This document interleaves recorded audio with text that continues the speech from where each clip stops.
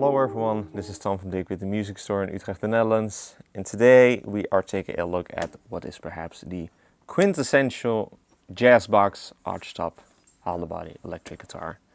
We are taking a look at the Gibson L5 CES from the year 1988 in a beautiful sunburst finish. That is correct right there. And on top of that, it is also a master build model, master build by Jim Hutchins. So this is pretty much just as good as it gets for the jazz hollow body archtop electric guitars. So incredibly cool to have in the shop. We don't ever have these at all. So very exciting stuff to show to you guys. Yeah, a Gibson L5. Obviously this is the electric version because the L5 is actually a very historic model. It was actually first introduced in 1923. Back then it was totally acoustic, obviously because the electric guitar did not exist. It has gone through some changes over the years, over the decades. And then in 1951 it was electrified with the introduction of the Gibson L5 CES. So CES, which then stands for Cutaway Electric Spanish. Obviously this is an electric Spanish guitar, as in that you play like a Spanish guitar. That is what that was called back in those days. And obviously it has a cutaway. And yeah, over the years, actually, like from that point onwards, it didn't change all that much, in the sense that back then it had like P90s, and then obviously in the late 1950s it got humbuckers. But the L5 is pretty much now known as this, so being the L5 CES, always coming with humbucker pickups, with a very beautiful tailpiece, a trapeze tailpiece, and also then with all of this beautiful high quality wood and stuff. So yeah, really beautiful jazz box. So let's dive into the specs. So a fully hollow body construction, obviously this being a jazz box with an arch top as well as an arch back, and all solid wood construction. So that is very impressive, meaning that the top and the back especially are hand carved.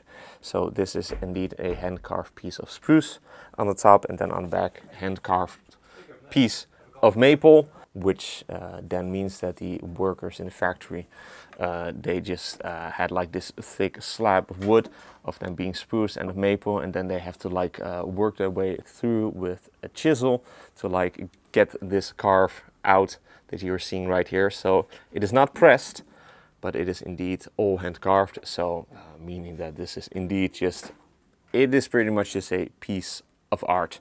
And that is why these are also very pricey. They are not cheap, obviously, by any means, for that reason as well. But then obviously, again, on the top we've got spruce, and then on the back and sides we've got some beautiful flame maple, also then done in that beautiful burst finish. And we can also tell that it is in a very nice shape. You do got some honest play wear, so you've got some minor scratches and some nicks and dings here and there, but obviously, as we can definitely tell, it is in a very nice condition. We got obviously then dual sound holes, which are then bound, and on the top we've got some 7-ply binding, and then on the back we've got some 3-ply binding. Then on the sides you've also got some layers of binding, if you will. Dual humbucker pickups, all done in gold, all gold hardware, as we can definitely tell. These are probably 57 classics from those days, because those pickups were then, I believe, first introduced in the late 1980s. But they have like kind of like changed over the years, as in that these do not sound like your modern 57 classics, but they actually just sound really nice. That I can definitely confirm. Done with those black pickup rings. Got a floating tailpiece. Your base is made out of ebony, and then your bridge on top of that is a Nashville style bridge, obviously done in gold. I'm guessing that that is non-original, given that it is quite shiny, but it is in a very nice shape. We've also got this very fancy tailpiece, also then obviously done in gold with that L5 wooden block that is made out of ebony. It's also then polished, so you've or like lacquered, so you've got like a layer of nitro on top of it, and you've got this very cool inlaid L5 block of mother of pearl there in the center. That is looking very, very classy. Got a celluloid pickguard or cellulose, like the very traditional type of a pickguard, which also then tends to off-gas and tends to like kind of like warp over the years. But this one is actually in quite nice shape.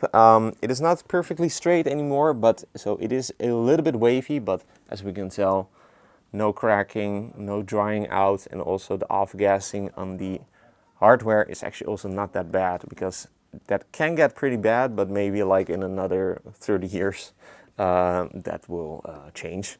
But that is original and again in a quite nice shape.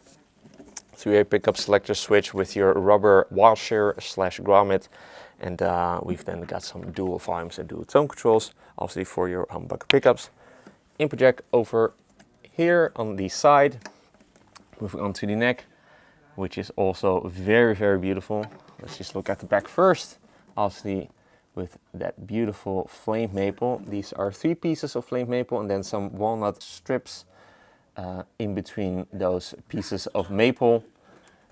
And then the fingerboard is made out of ebony, also then bound. Obviously you've also got this very cool looking binding, kind of like going inside of the fingerboard. So you've got this very, very classy look. Definitely not easy to make. I've not tried myself, but I can probably assume that that is very hard and difficult to actually pull off, but it looks super, super cool. Also got this very cool extension with that kind of like a mustache type of a design going on, looking super, super cool.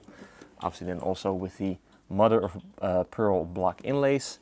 As for the profile, it is kind of like a little bit of a slimmer type of profile.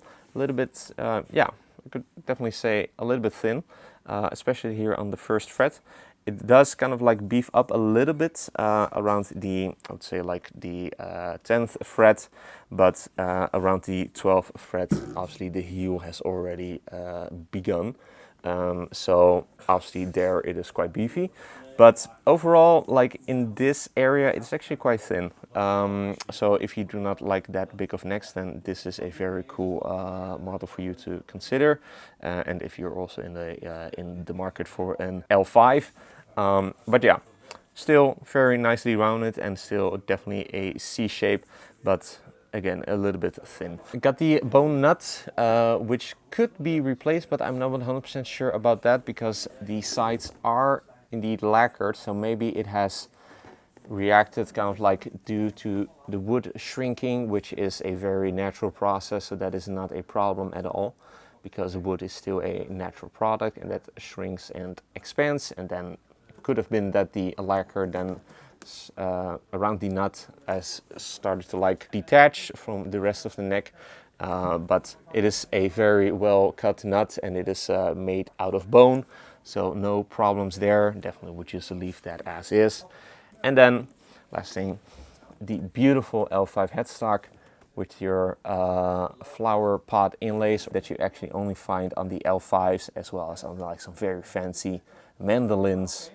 And then also the L5 truss rod cover and your logo done in mother of pearl.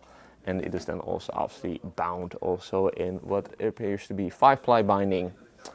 So that is looking very, very classy and very fancy. And then on the back, these very cool and also very fancy looking Clusen tuners. I'm not 100% sure what these are called. I will put it in a little text box over here. But these are definitely the very high-end tuners that you find on the big old jazz boxes. And these are also, this being 1988, the flip-out winding tuners. So, just a sec. These flip out. So for your re-stringing, you do not like need a string winder because you can just yeah, use this and it becomes a lot faster. Kind of short-lived, late 80s type of stuff, and actually quite rare to come by. So to have that then on this model is actually really, really cool. And then the last thing to mention, it also comes with its original hardshell case, including the original invoice. So that is only the more cool. You truly get the full package with this very, very beautiful just piece of art. Gibson L5 CES from the year 1988. I mean, again, this is the jazz box. Like, the L5 is just the jazz guitar.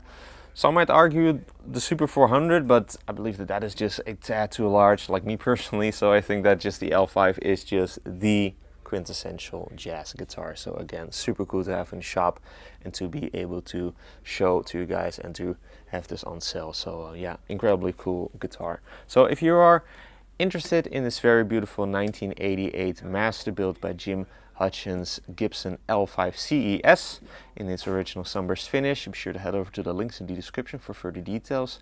If you enjoyed this demo, be sure to like the video and to subscribe to the channel for more cool weekly demos of cool electric guitars like these, or cool acoustics, bass guitars even, all of that really cool stuff. Also be sure to like us and to follow us on our socials, Instagram and Facebook. Links are also in the description. With all that being said, let's hear what this absolutely stunning 1988 Gibson L5 CES master build by Jim Hutchins sounds like. Going to be playing it through the Marshall JTM 45 Bluesbreaker style amplifier with a little bit of reverb added to it. So let's move on to that part and let's take this beautiful L5 for a spin.